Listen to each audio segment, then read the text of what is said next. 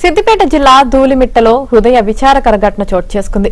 బకాయిల వసూళ్ల కోసం ఓ వృద్ధ దంపతులు చేసిన ప్రయత్నం అందరి మనసులను కలిచివేస్తుంది. లోకాన్ని విడిచి వెళ్లిపోయిన కొడుకు కోడలు ఫోటోలతో తమ డబ్బులు తిరిగి ఇవ్వాలంటూ బ్యానర్ ఏర్పాటు చేసిన దృశ్యాలు సభ్య సమాజాన్ని ప్రశ్నిస్తున్నాయి.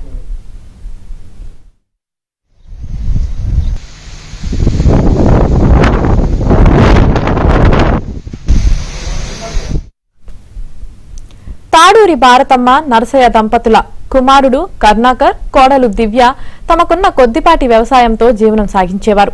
4 ఏళ్ల క్రితం వ్యవసాయ బావి దగ్గర కరెంట్ షాకుతో కర్ణాకర్ దుర్మరణం పాలయ్యాడు. దాంతో భార్య దివ్య ఇంటి ముందు కిరాణా షాపు నడుపుతూ తన 2 కుమారులు అత్తామామలను సాకుతూ వచ్చింది. ఈ క్రమంలో దివ్య చాలా మందికి ఉద్దరకు సరుకులతో పాటు వేలాది రూపాయలను చేతి బదులుగా ఇచ్చి వాళ్ళ ఆర్థిక అవసరాలను తీర్చింది. అయితే నెల క్రితం దివ్య కూడా అనారోగ్య కారణాలతో మరణించింది. దీంతో 2 పిల్లలు వృద్ధ దంపతులు రోడ్డున పడ్డారు. వీరిని చూసేవారు లేక ఆర్థికంగా కష్టాలు అనుభవిస్తున్నారు.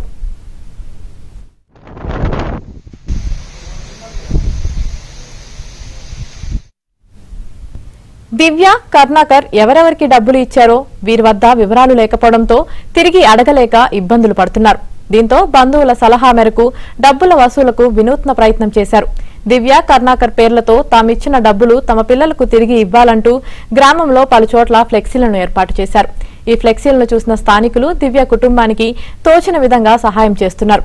దివ్య దగ్గర డబ్బులు తీసుకున్న వారంతా తిరిగి ఇవ్వాలని కోరుతున్నారు. మరోవైపు ఈ విషయం తెలుసుకున్న చేర్యాల సీఐ శ్రీను, సిపి అనురాధ సూచన మేరకు దంపతుల పిల్లల చదువుకు సహాయం చేస్తానని హామీ ఇచ్చారు. నేను కుమరాలం సార్, నా కొడుకు ఇంత వ్యవసాయం పెట్టుకున్నాడు, ఇంత ఇక్కడ డబ్బా పెట్టుకున్నాడు, వ్యవసాయం పెట్టుకున్నాడు. ఆడికి కూలోళ్ళు పోతే మంచిలు తాగడానికి లేవంటే మోటారు వైరు చదురపోతే కరెంటు షార్ట్ వచ్చి చనిపోయింది సార్. ఇక నా కోడలు డబ్బా అమ్ముకొని పోరగాళ్ళను సాదుకుంటా అని ఆమె చేసింది. చేస్తే ఆమెకు నెత్తిన కురుకొచ్చింది. 12 హాస్పిటల్ దింపినా నాకు ఏం కాలేదు, ఆమె చనిపోయింది సార్.